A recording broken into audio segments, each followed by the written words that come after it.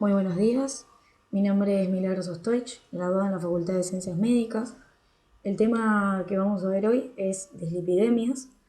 Es una alteración cualitativa o cuantitativa de las concentraciones justamente plasmáticas de lípidos, tanto ya sea por defecto, hablando de hipolipidemias, o por exceso, hablando de hiperlipidemias. Es un factor de riesgo mayor, es un factor de riesgo también modificable para el desarrollo de las enfermedades cardiovasculares. Por eso es tan importante. Fundamentalmente lo que produce como factor de riesgo la dislipidemia es el desarrollo de aterosclerosis. Tengamos en cuenta que es la principal causa de muerte en el mundo, se produce a causa de aterosclerosis, ya sea por cardiopatía isquémica o por ACV, y existe una relación lineal entre el aumento de la concentración plasmática LDL y la enfermedad coronaria. Bueno, primero que nada también me parece importante recalcar y repasar el tema de cómo circulan los lípidos en sangre.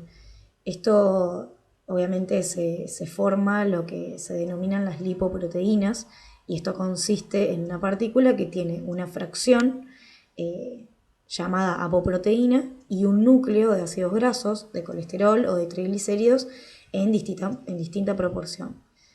Bueno, en cuanto a la clasificación clínica de las dislipidemias, podemos hablar de hipercolesterolemia, de hipertrigliceridemia, de dislipemia mixta, de dislipemia con HDL bajo aislado, pero a su vez todas estas pueden ser primarias como secundarias. Por eso hablamos de dislipidemias de causa primaria. Cuando hablamos de dislipidemia de causa primaria, generalmente se dan por una alteración genética que interfiere con el desarrollo normal del metabolismo lipídico, y estas a su vez pueden ser monogénicas o poligénicas. Y lo que tienen como característica en común es que presentan valores muy elevados de lípidos, y lo principal es que son en edades tempranas.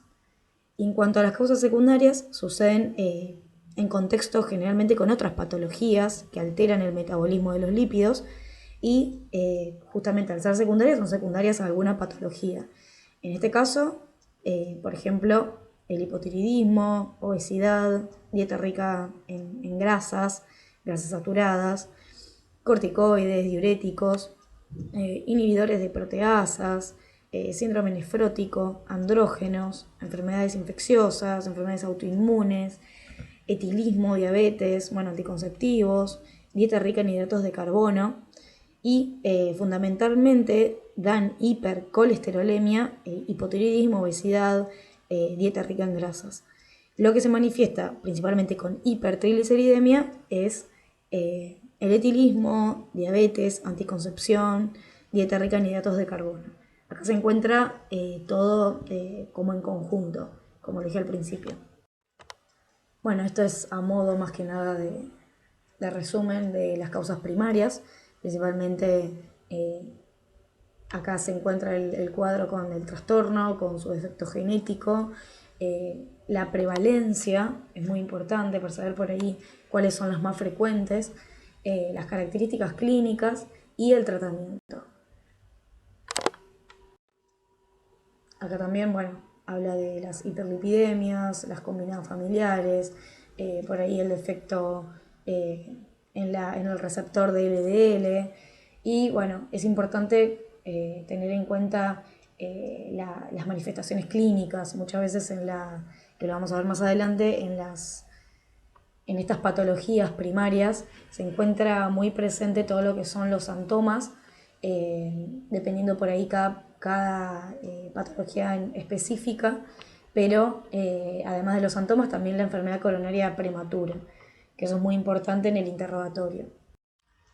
En cuanto a la signos, sintomatología de las dislipidemias, en general son patologías que cursan de manera silenciosa, no suelen dar signos o síntomas específicos, ya que lo más frecuente es que sean dislipidemias secundarias a alguna otra patología, pero en el caso de que sean dislipidemias primarias, es muy frecuente que estos pacientes tengan el antecedente, ya sea de familiares o, de ellos mismos, de enfermedad vascular sintomática, que hayan presentado algún síndrome coronario agudo, accidente cerebrovascular, enfermedad arterial periférica. También muchas veces pacientes con hipertrigliceridemia muy elevada, mayor a 400 o mayor a 500, puede producir una pancreatitis aguda o presentar hepatoesplenomegalia al examen físico, parestesias, confusión. También las concentraciones altas del colesterol LDL puede causar al examen físico arcos corneales, que sí suelen ser frecuentes, santomas en el tendón de Aquiles, tendones del codo, rodillas, sobre todo articulaciones metacarpofalángicas. Esto se da más que nada en hipercolesterolemias o dislipidemias primarias. Y en pacientes con LDL elevado también pueden presentar santelasmas, que son en la cara medial de los párpados, presentan una placa amarilla que es rica en lípidos, que bueno, es característica de la hipercolesterolemia familiar generalmente. Acá, como mencionaba anteriormente, para hacerlo de manera gráfica, se pueden observar en la primera imagen esta manifestación cutánea de los triglicéridos aumentados, principalmente los santomas eruptivos, que se encuentran más que nada en todo lo que es tórax, espalda, piernas, y bueno, en la segunda foto, el santoma tuberoso, que es indoloro, se encuentra más que nada en articulaciones del codo, la rodilla. Luego también está el santelasma del párpado, que era esto que decía anteriormente, que es una placa amarillenta en el párpado. Y los santomas también en el tendón de Aquiles, a nivel del calcáneo. Bueno, ¿cómo hacemos el diagnóstico de las dislipidemias? Bueno, fundamentalmente esto se realiza con un estudio de laboratorio, lo más frecuente es el estudio de lípidos en sangre, pero además también obviamente el clínico, no hay que olvidarse de la historia clínica, no hay que olvidarse de los antecedentes del paciente, antecedentes familiares, es muy importante su edad, porque todo lo que sea la edad nos va a conducir a qué tipo de dislipidemia presenta. Y es muy importante también el estudio obviamente de lípidos en sangre, porque además vamos a poder dosar la concentración que va a presentar este paciente y también nos va a orientar a determinada patología, ya sea primaria o secundaria. Fundamentalmente esto, en lo ideal se deberían tomar 2 determinaciones separadas por 2 a 3 semanas. Esto es lo que dice la mayoría de las guías, pero en realidad en la práctica clínica se realiza una sola determinación y ya con esto se puede realizar el diagnóstico. ¿Qué debemos pedir en un laboratorio que se dosa en sangre? En este caso vamos a pedir obviamente el perfil lipídico, que es el colesterol total, triglicéridos, colesterol HDL y colesterol LDL, ¿sí? Y además es importante, si es un paciente que no presenta estudios previos, pedirle un hemograma completo, glucosa en ayunas, hepatograma, creatinina y uremia, TSH. ¿Por qué? Porque tenemos que evaluar si es un paciente que presenta dislipidemias secundarias, si es un paciente que estamos en un contexto de un síndrome metabólico. Entonces, es importante tener en cuenta todo esto. ¿Qué consideraciones técnicas hay que tener en cuenta a la hora de decirle al paciente que se va a realizar este tipo de análisis? Debemos decir que bueno, la muestra se toma con 12 horas o más de ayuno, más si se van a considerar triglicéridos. También retrasar la extracción por lo menos 3 semanas tras una enfermedad que ha tenido alguna enfermedad intercurrente, ya sea leve o alguna modificación de etaria, o 3 meses antes de cualquier enfermedad grave, fin de embarazo o de lactancia.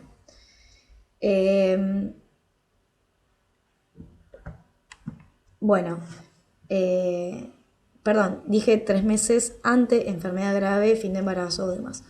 Suspender además un mes antes de la extracción los medicamentos que sean considerados no indispensables. También mantener al paciente con dieta, con estilo de vida habitual durante 2 a 3 semanas previas también a la extracción y evitar el ejercicio intenso al menos un día antes de la misma. Bueno, obviamente hay valores normales de colesterol total, que el colesterol total es, por si no lo saben, es la suma de todas las lipoproteínas en sangre, de VLDL, de IDL, LDL y HDL. Lo normal es que sea menor a 200 miligramos por decilitro. Después están, bueno, obviamente los triglicéridos, que fundamentalmente los vamos a encontrar en las VLDL. Lo normal es que sea menor a 150 miligramos por decilitro. Y el colesterol HDL, que es el llamado colesterol bueno, es el que debe ser más que nada más de 40 miligramos por decilitro en hombres y más de 48 en la mujer. En cuanto al colesterol LDL es el importante, más que nada por su correlación con la enfermedad cardiovascular. Es el tipo de colesterol más aterogénico, por eso es importante tener en cuenta este tipo de colesterol.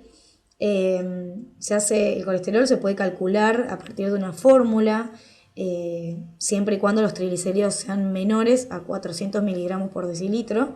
Se puede calcular mediante esa fórmula, que va a ser algo un poco más específica. Y en cuanto a los pacientes por ahí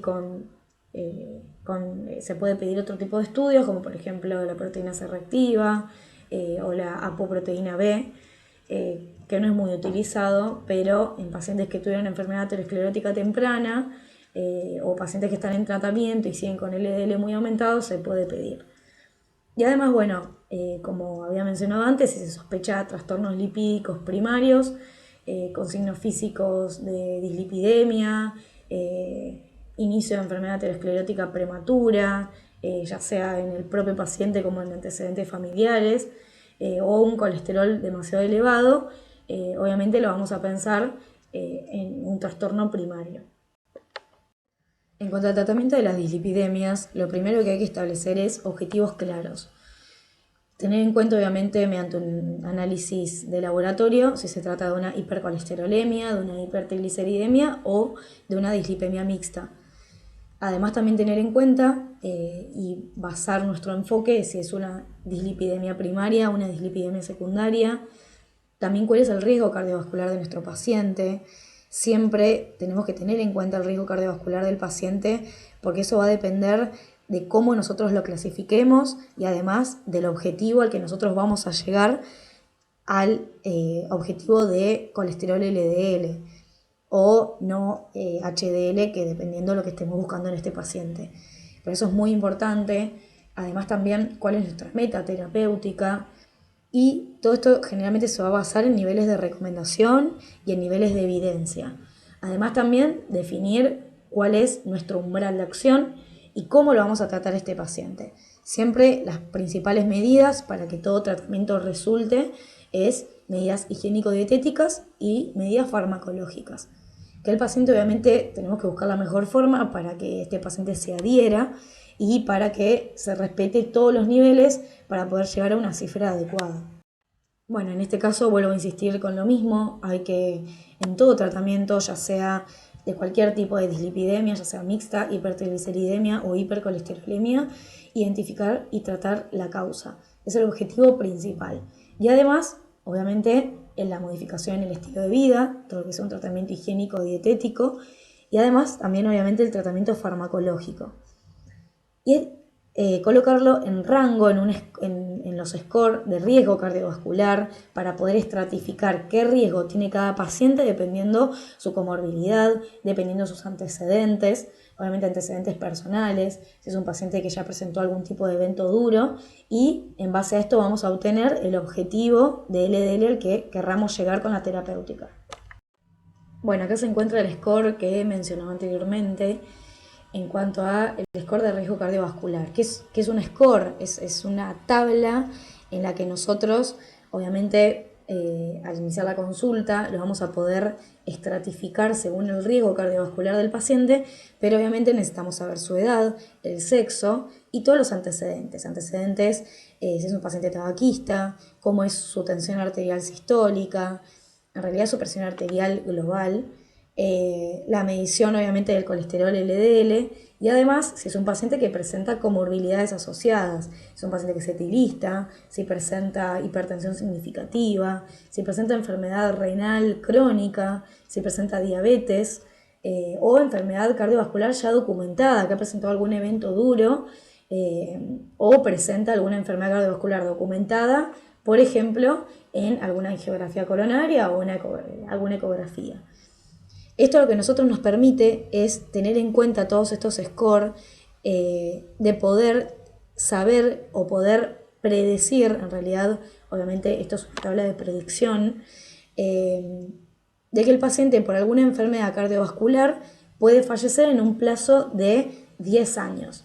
Obviamente son scores, son tablas que no hay que llevarlo 100% a la literalidad, sino que hay que tener en cuenta que nosotros los clasificamos de acuerdo al riesgo que van a presentar en 10 años. Por eso un paciente que tiene riesgo bajo es un paciente que no clasifica en los otros 3 grupos, ¿sí? Entonces, después tenemos el paciente que tiene un riesgo moderado, que es más o menos de un 1 a un 5% a 10 años. Es un paciente que presenta quizás hipertensión, que está tabaquista, pero que tiene determinados factores de riesgo que no se lo toma en cuenta para encontrarse en un score de riesgo alto. El de riesgo alto ya van a ser sujetos que presentan factores de riesgo aislados pero muy elevados. Por ejemplo, que tengan colesterol muy elevado de 310, que tengan niveles de presión arterial de 180, de 170 y pacientes obviamente que ya presenten diabetes, son pacientes que tienen un riesgo alto. Y además, enfermedad renal crónica, que presenten un filtrado glomerular de 30 a 59 mililitros por minuto, ya clasificaría como un paciente con un riesgo alto.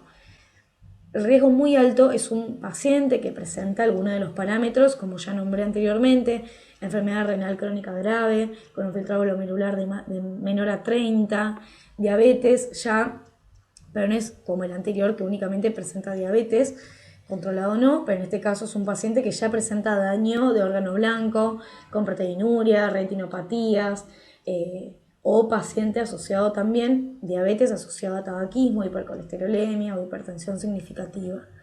Además, que haya presentado ya algún evento duro, infarto agudo de miocardio previo, algún síndrome coronario agudo, ACV, aneurisma aórtico o edema agudo de pulmón.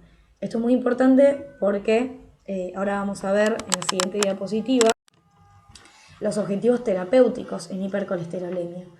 El colesterol LDL es el que a nosotros nos importa principalmente porque es el que es el colesterol más aterogénico.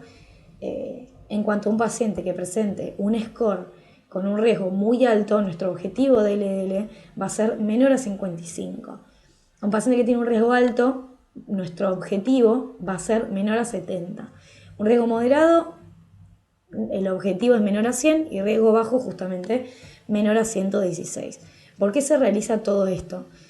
Porque al paciente a presentar mayores factores de riesgo es necesario que no sumemos uno más, en este caso el colesterol LDL, ya que al ser muy aterogénico va a ser propenso a presentar cualquier otro evento duro, ¿sí? Entonces eso es lo importante y es lo que quiero que se queden con esto, con estas diapositivas.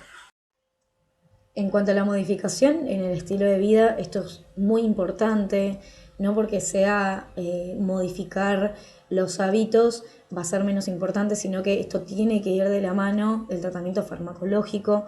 Es muy importante hacer hincapié y seguir de cerca a estos pacientes, porque generalmente son pacientes obesos o que vienen o presentan un síndrome metabólico. Es muy importante hacer hincapié en cuanto a la disminución del peso corporal, ya sea con dieta, y aumentar obviamente la actividad física diaria, al menos 30 minutos por día, que sea actividad aeróbica. Obviamente la alimentación es muy importante, que se traten de eliminar las grasas trans, porque son ácidos grasos insaturados, que son más que nada todos los alimentos enlatados, evitar y reducir el consumo de sal, evitar todo lo que sea fiambres, embutidos, todo lo que sea panificados. Es muy importante también reducir las grasas saturadas, ya que bueno, las grasas saturadas obviamente provienen de productos animales y lácteos. Y lo más importante es que se reduzca el consumo de grasas trans. ¿Por qué? Porque va a mejorar los valores de HDL. También los valores de HDL aumentan cuando aumenta la actividad física habitual, eliminar el tabaquismo, el alcohol y obviamente tratar las enfermedades crónicas que sean evaluados por sus especialistas o por su médico habitual. Eso es muy importante, ya que generalmente las dislipidemias son secundarias a otro tipo de enfermedades, y basar el tratamiento en esto, que no se minimice la modificación en el estilo de vida. Bueno, en cuanto al tratamiento farmacológico de las hipercolesterolemias, siempre el objetivo principal es la disminución del colesterol LDL. Obviamente hacer hincapié en las modificaciones en el estilo de vida y además, obviamente, tener en cuenta siempre el riesgo cardiovascular de cada paciente, porque dependiendo de cómo lo vamos a clasificar, va a ser nuestro objetivo de LDL o de colesterol no HDL, que busquemos en ese paciente, obviamente. Bueno, en cuanto al primer grupo de fármacos que se encontraron en la diapositiva anterior, estaban las estatinas, son las más utilizadas, en parte las más eficaces. Obviamente hay que adecuarlos siempre a cada paciente, cómo se lo tolera, si genera efectos indeseables o no. Eso es muy importante. Pero en cuanto a las estatinas, son fármacos que reducen sustancialmente la mortalidad y la morbilidad cardiovascular. Obviamente son utilizadas tanto en prevención primaria como en prevención secundaria, en ambos sexos y en todos los grupos de edad. También reducen la progresión o incluso promueven también la regresión de la aterosclerosis coronaria. No depende del tipo de estatina, el beneficio clínico, sino del grado de reducción de LDL, que eso es muy importante tenerlo en cuenta. Su mecanismo de acción es básicamente interfieren en la síntesis hepática de colesterol, inhiben competitivamente a una determinada enzima, que bueno, esto genera la justamente inhibición del colesterol hepático. En cuanto a sus efectos, son muy importantes porque tienen efectos tanto antiinflamatorios como antioxidantes. Reducen los triglicéridos también en un 30 o un 50%, por eso son muy utilizadas. Y además pueden aumentar el colesterol HDL en un 5 a un 10%. Bueno, como se mostraba en la diapositiva anterior, las estatinas se van a dividir dependiendo su intensidad. ¿Y de qué depende su intensidad? Depende de la disminución del colesterol LDL al objetivo que nosotros querramos llegar, obviamente. Dependiendo cómo clasifiquemos a nuestro paciente, si es un paciente de riesgo bajo, si es moderado, alto o muy alto. Y obviamente todo paciente que se encuentra medicado con estatinas debe ser controlado como cualquier enfermedad crónica, ya que las estatinas presentan tanto interacciones medicamentosas como efectos adversos. Y dentro de estos efectos adversos, es frecuente, o dentro de lo más frecuente, es la miopatía, principalmente la miopatía con mialgias, el dolor muscular, que no eleva en el laboratorio la CPK, no hay pérdida funcional tampoco demasiado importante, y es una de las manifestaciones más frecuentes. Después, en cuanto a la miositis, que es el dolor y la inflamación muscular, se eleva obviamente la CPK, y una obviamente muy infrecuente, que es rara, es la rhabdomiólisis, que es un dolor muscular muy intenso, hay necrosis muscular, en una orina vamos a ver mioglobinuria, que puede conducir obviamente a una falla renal y a muerte. Entonces ya acá la CPK aumenta hasta 10 veces, pero bueno, esto es más raro de encontrar. Y después, bueno, hay otras, pero lo más frecuente es que esté este trastorno muscular asociado al tratamiento con estatinas. Generalmente hay condiciones que aumentan el riesgo de miopatías, como por ejemplo pacientes que se encuentran medicados y que presentan edad avanzada, mayores de 80, un bajo índice de masa corporal, pacientes con enfermedades multisistémicas, obviamente como diabetes, pacientes con enfermedad hepática o enfermedad renal, algún tipo de hipotiroidismo no tratado, el consumo asociado con fibratos, que esto puede aumentar el riesgo de miopatías, y además también puede haber alteración, que es otro tipo de efecto adverso de las estatinas, que es la alteración de las enzimas hepáticas. Es un signo generalmente de hepatotoxicidad que producen las estatinas. Se considera significativo únicamente si triplica el valor normal de las transaminasas. Pero es raro que esto evolucione a una insuficiencia hepática.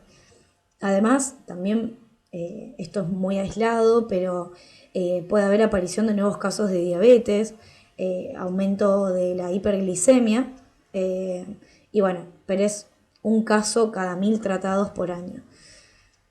Luego también, bueno, se puede asociar muchas veces a proteinuria, otro tipo de efectos adversos, a cefaleas, a malestares gastrointestinales, rash cutáneo, parestesias o hipersensibilidad a la droga. También hay otro tipo de factor a considerar cuando un paciente está medicado con estatinas, que es las interacciones medicamentosas. Toda interacción medicamentosa, en este caso, puede aumentar el riesgo que presenta ya de por sí este paciente a la rabdomiólisis y a miopatías. Y estos son los fármacos que se ven en pantalla, fármacos antiinfecciosos, el itraconazol, ketoconazol, eritromicina, además todo lo que sean antagonistas de calcio, verapamilo, del THC, y bueno, amiodarona, zumo de pomelo, que es importante. En cuanto al resto de los fármacos que se utilizan para el tratamiento de la hipercolesterolemia, uno de ellos es ezetimibe, es más que nada una droga que fundamentalmente lo que hace es una inhibición de la absorción de lípidos, más que nada a nivel intestinal, que termina haciendo que el hígado capte mayor concentración de LDL circulante, generando de esta manera una disminución del LDL en sangre. La dosis habitual de ezetimibe generalmente es de 10 miligramos diarios, viene en forma aislada y también viene combinado con estatinas. Lo más frecuente y en la práctica es que, bueno, esta droga lo más frecuente es que, bueno, disminuye un 20% del LDL. En la práctica se usa más que nada en los pacientes que tienen intolerancia a las estatinas, pero se usa generalmente en conjunto con las estatinas. Los efectos más comunes son los gastrointestinales, los efectos adversos, como por ejemplo las dispepsias, constipación, pueden llegar a dar también esteatorrea, tienen también efecto pero muy modesto de las mialgias. Y en cuanto a los inhibidores de la PCSK9, son inhibidores que lo que hacen básicamente es unirse a esta enzima justamente e impedir que se unan a su receptor. Entonces el hígado lo que hace es metaboliza menos receptores de membrana, mantiene expresión de más receptores de membrana y por ende capta más LDL circulante. Bueno, este no se utiliza demasiado, se lo llama uno de los se tratan de anticuerpos monoclonales y es el evolocumab, uno de los ejemplos. Se puede hacer inyección subcutánea cada 15 días y bueno, los efectos indeseables no son muy marcados, pero pueden dar, por ejemplo, dolor en el sitio de inyección, irritación o un síndrome gripal. Después también están los fijadores de ácidos biliares, que son drogas antiguas, se usan poco, pero todavía siguen existiendo. Un ejemplo de ellos es, por ejemplo, la colestramina. Esto lo que hacen es actuar a nivel de la luz intestinal, lo que hace es que no se absorban, inhiben la recaptación justamente de los ácidos biliares que contienen colesterol, y lo que hacen es forzar al hígado a captar LDL y sintetizar nuevamente ácidos biliares. Los efectos indeseables de esta droga son puramente intestinales, dispepsia, náuseas, constipación, esteatorrea. Y después, en cuanto al ácido nicotínico, lo que hacen es aumentar levemente el colesterol HDL. No demostró por ahí mejorar los puntos duros cardiovasculares. Bueno, dos de las preguntas importantes y necesarias después de medicar a un paciente es, una de ellas, ¿con qué frecuencia se deben monitorizar los lípidos después de comenzar con el tratamiento hipolipemiante? Y la respuesta es que son aproximadamente 8 semanas, se puede hacer un estimativo de más o menos 4, después de comenzar el tratamiento. Además también 8 semanas después del ajuste del tratamiento hasta poder conseguir los objetivos terapéuticos. Otra de las preguntas que debemos hacernos es con qué frecuencia debemos monitorizar los lípidos una vez que ya alcanzamos el objetivo terapéutico, ejemplo de LDL. Bueno, una vez que nosotros alcanzamos el objetivo terapéutico y lo reducimos hasta el nivel que queríamos y el paciente no presenta otra comorbilidad o otra enfermedad crónica a tratar, se va a realizar de manera anual. Obviamente a menos que haya algún otro tipo de problema, como por ejemplo problema de la adherencia, problemas en cuanto a los efectos adversos o que haya algún tipo de interacción medicamentosa, que son por ahí cosas a interrogar al paciente. Bueno, en cuanto al tratamiento farmacológico de las hipertrigliceridemias, tenemos dos grandes grupos. Uno, los fibratos y los ácidos grasos omega 3.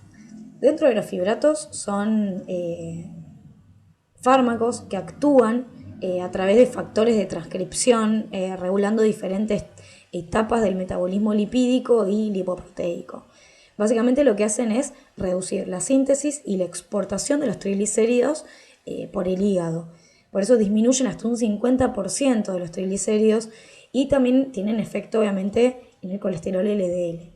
O sea, hasta un 20% también de reducción de LDL. Y también puede aumentar discretamente el HDL. Hay diferentes tipos de fármacos en cuanto a los fibratos, que está, por ejemplo, el gemfibrosil, donde su dosis diaria es de 600 a 1200 miligramos, el fenofibrato, el ácido fenofíbrico, donde bueno, tiene una eficacia del 20 al 50% en cuanto a reducción de triglicéridos. Con respecto a los efectos indeseables de los fibratos, son gastrointestinales, por ahí erupciones cutáneas, también miopatías, por eso es importante tener en cuenta cuando se lo asocia con estatinas, el riesgo de miopatía se eleva.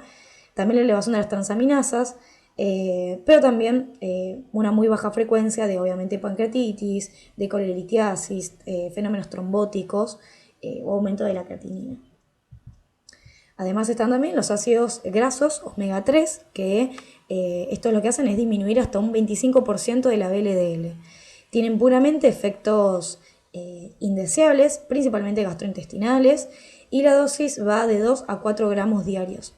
Vienen en cápsulas de aceite de pescado, estos ácidos grasos, y bueno, eso sería el tratamiento farmacológico de las hipertrigliceridemias.